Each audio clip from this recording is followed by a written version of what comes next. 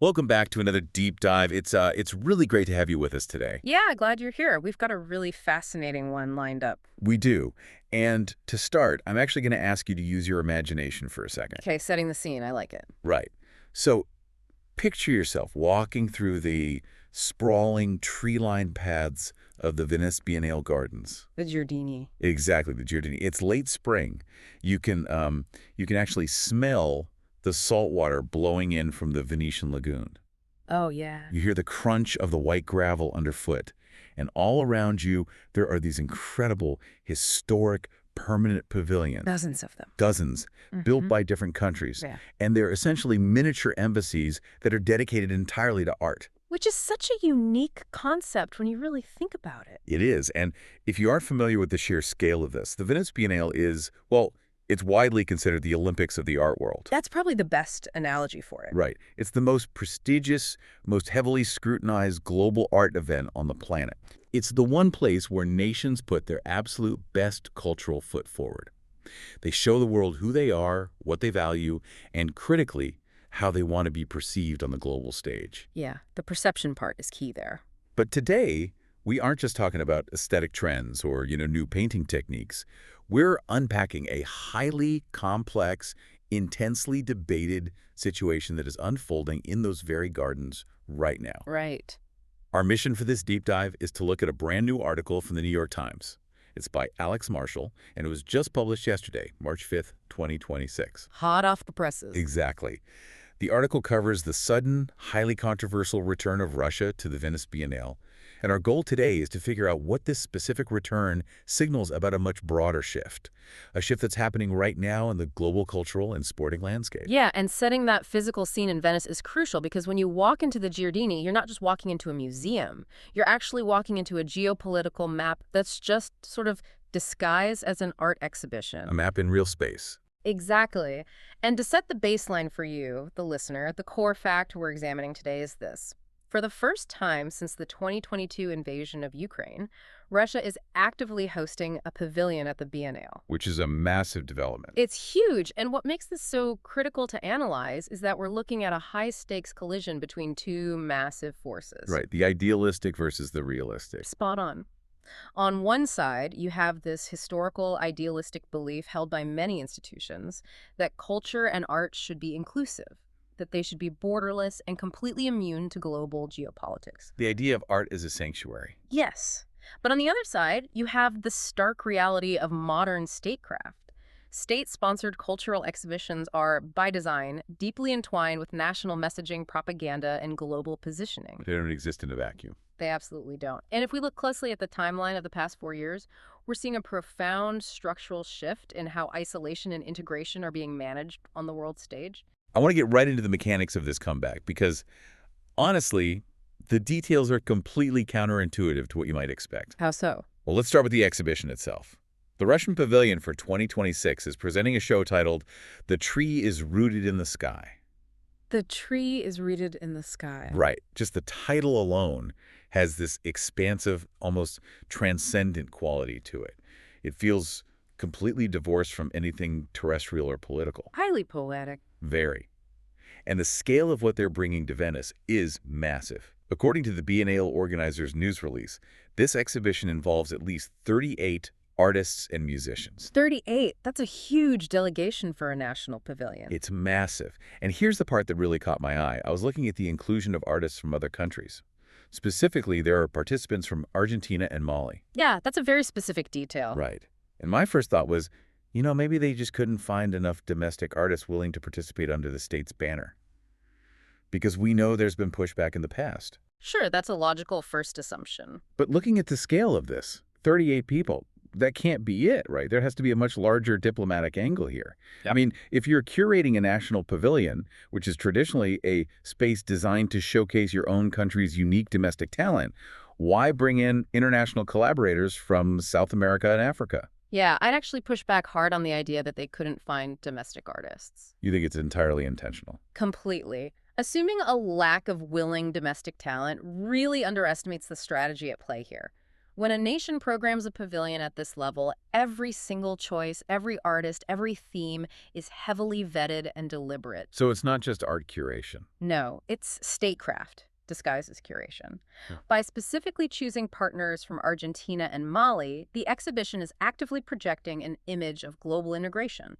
And importantly, it's an integration that completely bypasses the West. Oh, that's interesting. So it's about shifting the audience. Exactly. Think about the narrative over the past 4 years. The prevailing story in European and American media has been that Russia is cut off, sanctioned, standing entirely alone. Right, the pariah state narrative. Yes. So, by curating a show with partners from South America and Africa, the state is essentially broadcasting a direct message to the international community. They're saying, look, we aren't isolated at all. We are deeply connected to the global south and to emerging multipolar alliances. Let's actually take a second to unpack that phrase, multipolar alliances, just for a listener who might not follow daily geopolitical theory. Sure. We're basically talking about the attempt to build a world where the West, meaning the U.S. and Europe, isn't the only center of gravity, right? That's exactly it. When we talk about these alliances like the BRICS coalition or the shifting partnerships in the global south, we're talking about a deliberate attempt to build a separate ecosystem of influence. It shifts the cultural and economic center of gravity away from a strictly Eurocentric or American viewpoint. So including an artist from Mali isn't just an artistic choice. It's a reflection of shifting geopolitical realities in the Sahel region of Africa, where diplomatic and security ties are currently being aggressively realigned. So the art is mirroring the diplomacy. Perfectly. It's a textbook demonstration of soft power. And soft power, just to define it, is the ability to influence others through appeal and attraction, rather than coercion or payment. Exactly. Hard power is military and economic pressure. Soft power is culture, ideals, and international partnerships. By showing up in Venice with willing, creative partners from across different continents, it visually and culturally reinforces a specific geopolitical narrative. The narrative of a broad, non-Western coalition. Right. One that is visibly thriving despite Western sanctions. That structural strategy really makes the messaging coming directly from the top make a lot more sense. You're referring to the Shvidikoy quotes. Yes, exactly. The New York Times article quotes Mikhail Shvidikoy. He serves as President Putin's special representative for international cultural cooperation. A very telling job title, by the way. Right, international cultural cooperation. He spoke to Art News just a few days ago, and his framing is incredibly specific. He claims that Russia's participation in this year's Biennale is, quote, further proof that Russian culture is not isolated. There's that narrative again. And then he takes it a step further. He says that attempts to cancel Russian culture have completely failed. And he specifically blames these attempts on what he calls Western political elites over the past 4 years. Shvidkoy's language there is just a masterclass in strategic rhetorical judo. It really is. It's fascinating. Notice his specific use of the word cancel. He's taking a very familiar piece of modern Western cultural discourse, cancel culture, which, usually deals with internet mobs, celebrity missteps, social media backlash, and he's applying it to international geopolitical sanctions. Right. He's taking a serious diplomatic consequence and shrinking it down to a Twitter argument. Precisely. By framing the past 4 years of cultural isolation, not as a direct consequence of a military invasion, but rather as an elitist Western attempt to cancel a nation's culture, he completely transforms the issue. He turns a severe geopolitical penalty into a petty culture war issue. It's a brilliant pivot when you really think about it.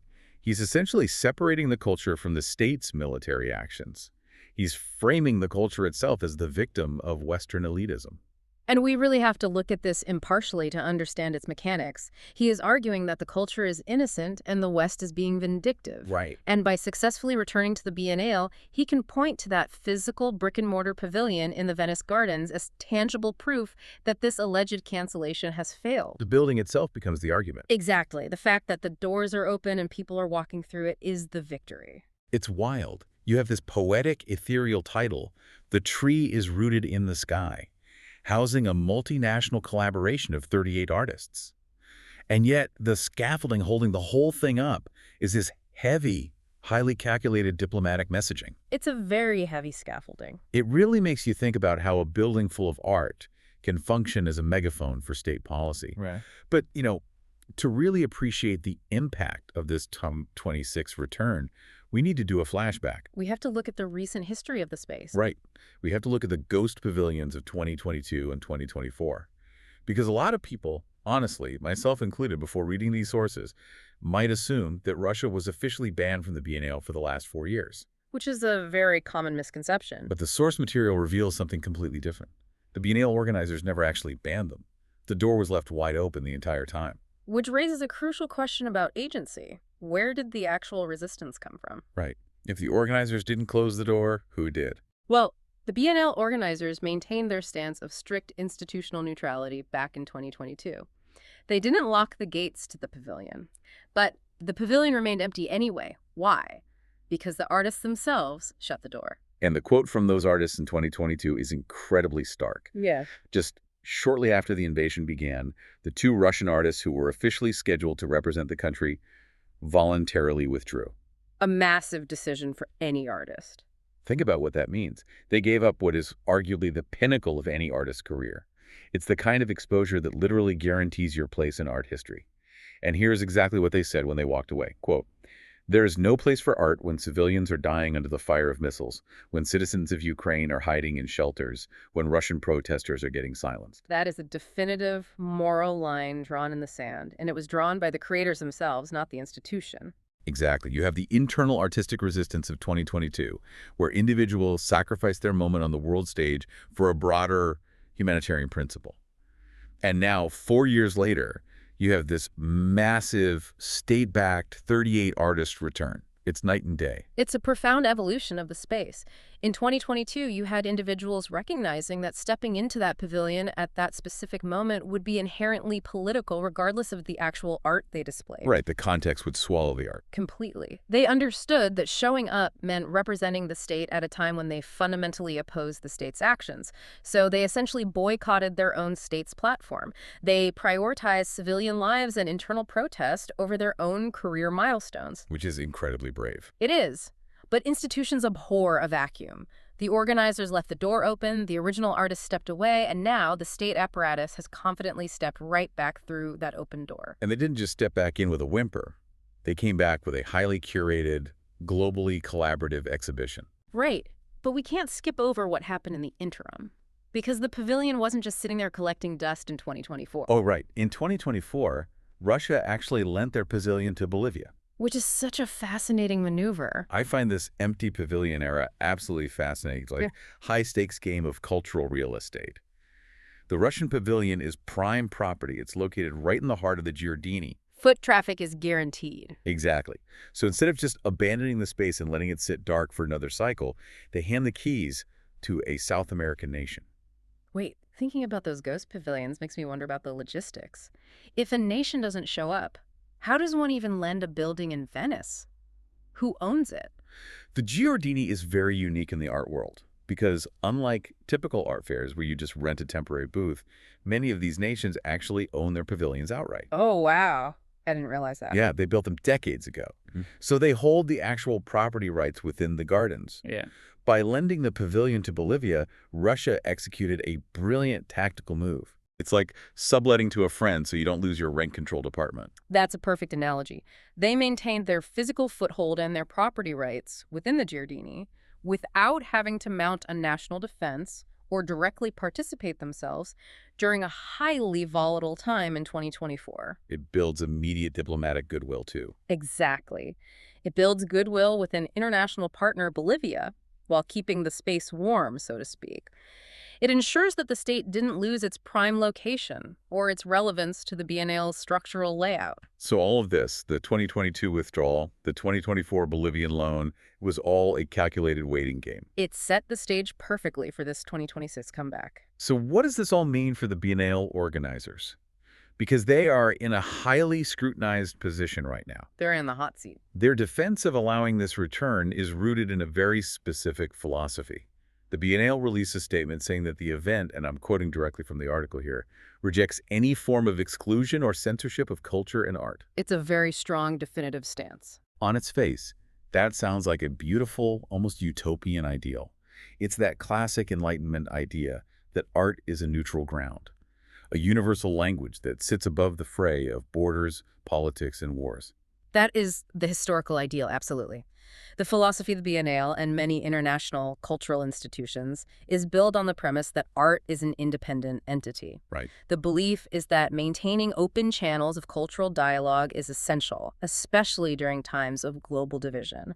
From their perspective, to ban a nation's culture is to engage in censorship, and censorship contradicts the very foundation of free expression that art relies upon. So they see themselves as protecting the concept of art itself. Yes. Yeah. They are trying to hold the line on the idea that the Venice Gardens are an international sanctuary. However, there's a massive inherent friction when that utopian ideal meets the reality of state-sponsored national pavilions. Because the pavilions aren't independent.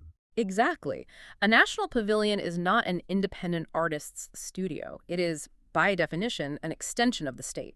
It's funded by the state, it's organized by state representatives, and it's used to project a specific state identity. And that friction is exactly what Ukraine's representatives are pointing out right now. They are very vocal about this. The Times article spoke with Ksenia Malik. She is one of the curators of Ukraine's pavilion for this year. She communicated via WhatsApp and offered a starkly different perspective from the Biennale organizers. What did she say? She stated point blank that Russia's return to Venice is using art, quote, as a weapon in the information war. Wow. A weapon in the information war. That is direct. So you have this incredible clash of perspectives. The Biennale sees itself as achieving a victory against censorship, while Ukraine's curator sees the Biennale as allowing a tactical weaponization of culture. And as an analytical deep dive, we really must examine both arguments carefully to understand the complexity for you, the listener. Right, we have to look at the mechanics of both sides. The Biennale stance asks us to separate the art from the actions of the state. It asks us to view the 38 artists and musicians on their own creative merits, existing in a sort of vacuum of aesthetic value. Just looking at the brush strokes and the melodies. Exactly. But Malik's stance argues that such a separation is entirely impossible when the state is the one footing the bill, when the state is organizing the logistics and actively using the exhibition to prove a geopolitical point. And we just talked about Shvidkoy's comments about cancel culture. Right. Those comments clearly demonstrate that the state views this as a political victory. So, in Malik's view, once the art is displayed in this manner, it is no longer just art. It is a tool being used to normalize a nation that is actively engaged in warfare. To bring that contrast to life, let's look at what Ukraine is actually presenting in Venice this year. Because their approach is the exact opposite of that ethereal, tree rooted in the sky concept. It's very grounded. Yes. Their exhibition is titled Security Guarantees. That title alone carries an immense amount of weight. It really does. It's a direct reference to Ukraine's ongoing pleas for international help and protection in the war. And the centerpiece of their pavilion is incredibly poignant. Tell us about it. It's a physical deer sculpture that was actually removed from a public park in eastern Ukraine. And it was removed specifically to save it from being destroyed by the fighting. That is powerful. Think about the visceral impact of that for a second. You have a piece of civic art, just a normal deer from a municipal park where kids probably played, pulled from a war zone and placed right in the middle of the pristine, manicured gardens of Venice. It grounds the entirely abstract debate in a very physical, undeniable reality. It forces you to look at it. To really understand the atmosphere they are creating, it helps to look back at the visual context of Ukraine's 2024 pavilion, which was also featured in the source material. Oh yeah, the 2024 setup was striking. It really was. That space was dominated by a massive pipe organ structure, and it was surrounded by these stark, abstract, white sculptures. Right. It created an atmosphere of monumental weight. It was almost a requiem-like space that felt both historic and deeply somber. Now, in 2026, bringing a literal rescued artifact from a bombed city, that deer sculpture, into that kind of evocative space makes the war tangible for the international art crowd. Because the art world loves high concepts, right? I do. They love abstraction. But this forces the viewer to confront the physical, undeniable consequences of the conflict, or rather the war. It really makes me think of a Trojan horse analogy. How so? Well, when you look at a state-sponsored pavilion, any state-sponsored pavilion, really you have to ask, is this a genuine gift of culture to the global community? Is it a pure expression of artistic sharing? Or is it a beautifully constructed hollow vehicle designed to smuggle in a specific state narrative and normalize a geopolitical agenda? A Trojan horse. It looks like a gift, but it's a tactic. Exactly. And in Venice this year, You have the rescued, physically scarred deer on one side, and the ethereal, collaborative tree rooted in the sky on the other. It's a staggering juxtaposition of realities, and they are literally within walking distance of each other. That analogy captures the tension perfectly. And it's a tension that isn't just theoretical, it's going to play out physically in real time in Venice. It's not just a weekend event either. No, this isn't a festival that comes and goes in 3 days. The Biennale runs from May 9th all the way to November 22nd. That's more than 6 months. That is more than 6 months where these two radically different narratives are going to be sharing the exact same geographic space. And it sounds like that space is going to be highly, highly charged. The article mentions that Pussy Riot, the famous dissident Russian art collective, issued a news release warning that Moscow should, quote, expect resistance in Venice. Expect resistance. So for the listener, try to picture what this means on the ground. For half a year, the Biennale Gardens won't just be a place to sip espresso and critique abstract paintings. It's inevitably going to become a focal point where state-sponsored art and grassroots political protest collide head-on. The role of dissident artists like Pussy Riot is absolutely crucial to watch here. They have a long history of this. They do. Their entire artistic practice over the last decade has been based on disruption, unauthorized performance, and aggressively challenging state narratives. By publicly promising resistance, they are signaling that the Biennale will become a physical staging ground for the very protests the Russian state is trying to overwrite. A battle over the narrative. Exactly. The State Pavilion wants to project an image of a thriving, integrated, unisolated culture to the global elite. The dissidents want to shatter that projection. They want to force the international audience to confront the domestic realities of censorship and opposition. So the organizers dream of a neutral sanctuary. It's likely just a dream. The organizers might desperately want a neutral sanctuary, but the reality is that the Venice Gardens will likely be one of the most visible, highly contested theaters for cultural conflict in the world this year. Okay, so this situation in Venice is intense, and we could probably talk about it for another hour, but here's where we really need to zoom out. Because Venice isn't happening in isolation. Exactly. The New York Times article makes it very clear that this is not an isolated incident. The Venice Biennale is just one data point in a much larger global pattern. We are seeing a broader cultural thaw. A systematic rollback of the 2022 isolation. Let's look at the trajectory. Back in 2022, the isolation was immediate and severe. The Eurovision Song Contest kicked Russia out almost instantly. Major European museums completely suspended their cooperation with partners in Moscow and St. Petersburg. The cultural Iron Curtain came down fast. It was unprecedented how quickly institutions severed ties. But fast forward to right now, March 2026, and things are shifting dramatically. Russian stars are appearing at the Oscars again. They're singing at major international opera houses. I want to ask you, the listener, to just think about your own media consumption for a second. Have you noticed this shift? Have you seen this slow reintegration happening in your news feeds or on your screens? It's a gradual but undeniable shift, and what we're seeing is a highly effective dual strategy by the state to overcome that initial 2022 isolation. A dual strategy. Break that down for us. Well, on one hand, you have this slow, quiet reintegration into prestigious Western cultural institutions like the Oscars, the operas, and now the Biennale. The traditional route. Right. This is the traditional application of soft power, where cultural excellence is used to soften political edges and normalize a nation's geopolitical standing. It relies on the West's fatigue and its inherent desire to return to the status quo. People want things to go back to normal. Exactly. But on the other hand, there's a completely different, equally important strategy happening simultaneously: the creation of parallel institutions. Yes. The article highlights this perfectly, and I found this part absolutely fascinating. Last year, Russia actually revived a Cold War-era song contest to act as a direct rival to Eurovision. Which is a brilliant geopolitical move. And look at who is competing in it. The competitors include countries like China, India, and South Africa. This is a massive geopolitical flex. If the West won't let you play in their sandbox, you don't just sit at home. You build your own sandbox and invite half the world's population to play in it instead. I wouldn't just call it building their own sandbox. It's more aggressive than that. They're trying to drain the sand from Eurovision's box. Oh, that's a good way to put it. This rival song contest is a textbook example of multipolar cultural strategy. During the Cold War, there were parallel cultural events because the world was literally split in two. Reviving that model now is deeply symbolic. Because it shows they don't need the West. Exactly. By aligning with China, India, and South Africa, which are key players in the BRICS coalition and the Global South, they're demonstrating that the Western cultural monopoly is no longer absolute. It's a statement of independence. If Eurovision closes its doors, they leverage their geopolitical partnerships to create an alternative cultural center of gravity. It's a way of saying, your isolation tactics only work if we depend entirely on your institutions for validation. And they're proving they don't. Right.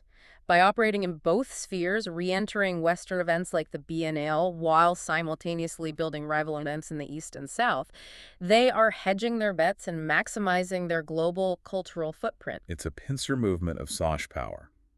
And what is truly staggering is that this exact same playbook is unfolding in a completely different arena right now. You're talking about sports. Yes, the sports world is moving in the exact same direction. As we are recording this deep dive, right now in March 2026, athletes are actively competing under the Russian flag at the Winter Paralympics in Italy. Which is a major reversal.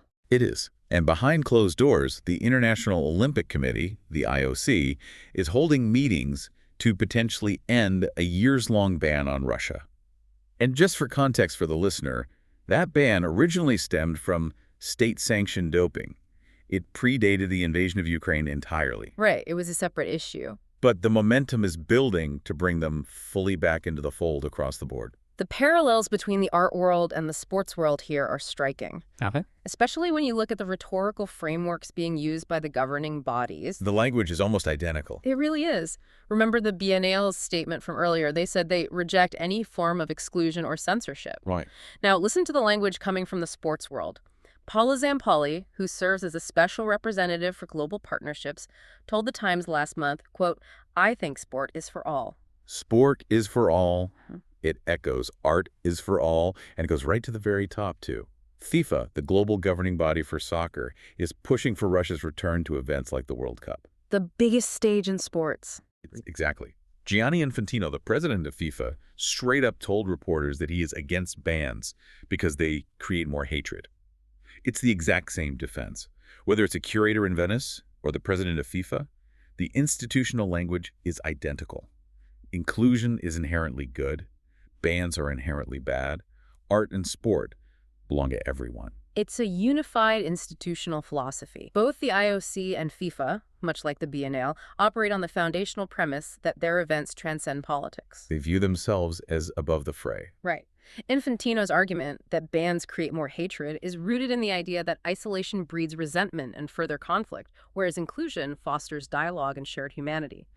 From their standpoint, keeping a nation in the global community, even during times of severe geopolitical tension, is a better long-term strategy for world peace than complete ostracization. Let me play devil's advocate here, because I think a lot of people listening might be wrestling with this exact tension. Let's hear it. If bans create more hatred, as Infantino claims, what's the actual alternative?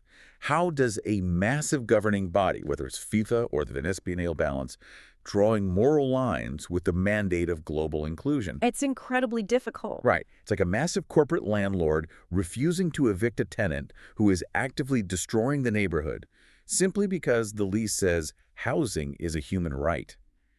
They're hiding behind a beautiful ideal to avoid a messy reality. That's a strong critique. But think about it. If you welcome a nation that is actively engaged in a devastating war back onto the soccer pitch or into the art pavilion, aren't you essentially saying that those actions don't disqualify you from the global community? Doesn't that risk making the institution look completely complicit or at least indifferent to the suffering happening in places like Ukraine? That is the ultimate paradox these institutions face, and honestly, there is no clean answer. It's a lose-lose for them. In many ways, yes. If they enforce strict moral or political bans, they risk abandoning their core mission of universal, borderless engagement. They effectively become political actors themselves. They start having to decide which wars justify bans and which ones don't, which is a geopolitical minefield. Right, because then people ask, well, why didn't you ban this other country for their actions in 2015? Exactly. It opens a Pandora's box of hypocrisy. But if they prioritize blanket inclusion, as you pointed out, they risk providing a highly prestigious platform for a state to launder its reputation while simultaneously conducting a war.